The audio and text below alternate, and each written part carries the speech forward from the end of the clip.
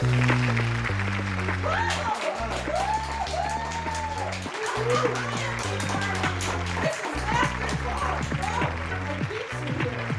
watch me get up on the chair again. Oh, what a woman. No, I'm wearing one of my little fancy pieces of jewelry that my friend Kathy B gave me, and it's a huge turtle.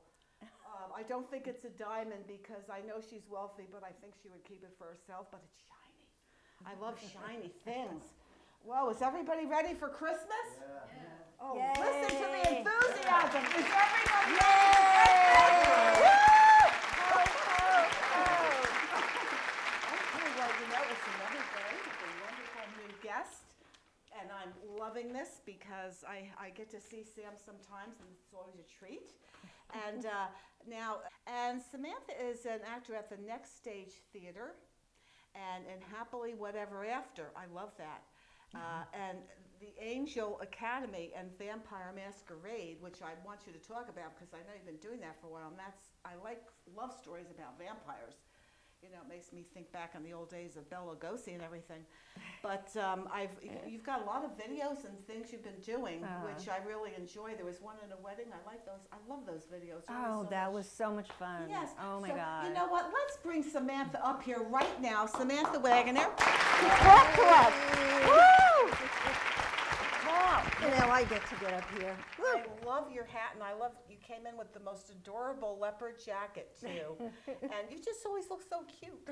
Thank you. I love it. So do you. Well, thank you. Thank you. This is a mutual admiration society, as my mother would have said, you know, but it's really true. But well, we're great.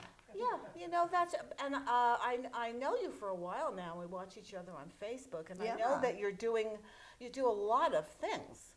And you know, this is also very empowering for women because a lot of women want to know about like getting in the industry and the different types of jobs there are to do. All right. There's so many different levels in the entertainment industry, and there's so much work. So, tell us about some of the projects that you've been doing.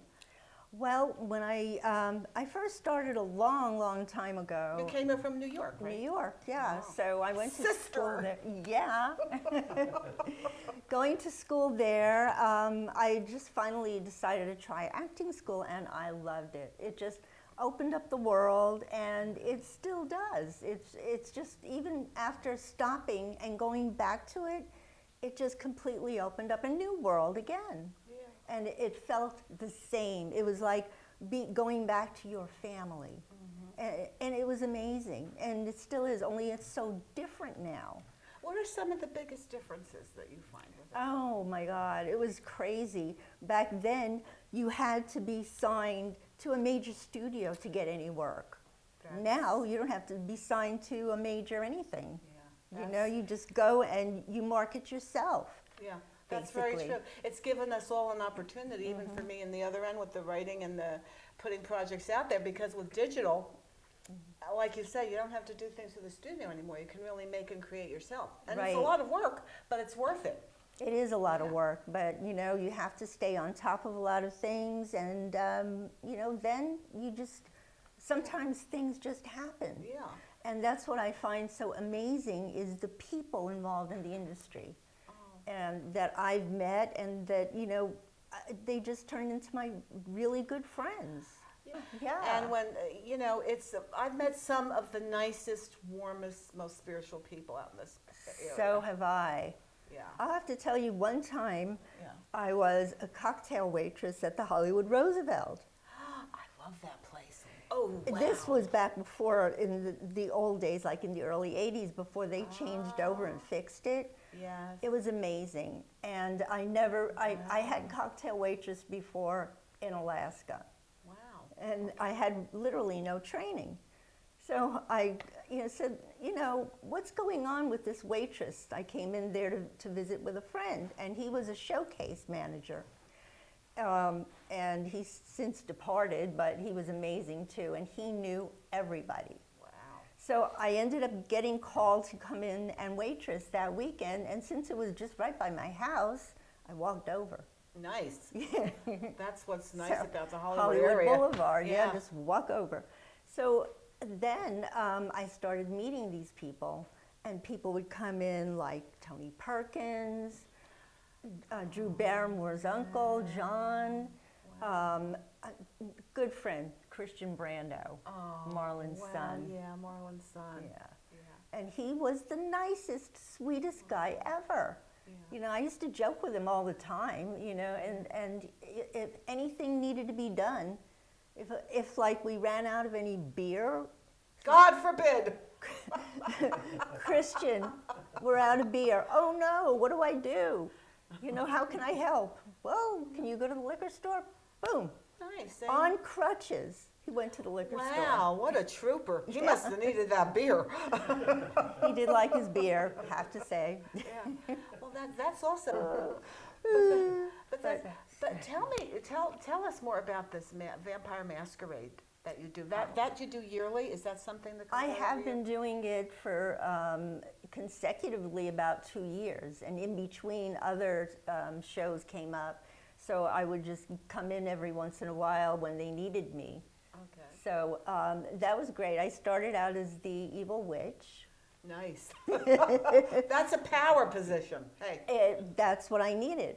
So the person that I turned into my daughter fell in love with somebody, and I had to come in and break it up. Oh. And did you have fun doing that? Oh, yeah. I turned the guy into a tree. I love it. I think more men should be trees. Oh, somebody's not liking that. It's man. Just a joke, David. It's just a joke. But wouldn't it be nice to have that power? Fun. It was great. Yeah. Then I was also cast as a vampire party girl in the same show. Oh, what did you do as a vampire party girl? Was Well, there my any name nudity? I was Paris, and my sister was Nicole. Oh, okay. So that was hilarious. And sometimes my sister was a guy every once in a while. Wow. There was a lot of magic going on. Working on? Well, I started working with somebody also that I met in the theater, and he's creating podcasts. Oh. So it's called randombush.podbean.com. Okay, say that again? Randombush, one word, .podbean, PODBEAN.com. Okay. All right. So he's doing comedy sketches, and a group of actors that I also met, some of them from the theater, get together once a week. Actually, we did last night. And once in a while, I guess once a month, he comes in with his partner and gives us all out some, he does crazy stuff, kind of off-color stuff. And like one I did was Debbie Does Dinner Diner. And I, got to say stuff about putting mystery creamy soup. Wow. Oh, boy.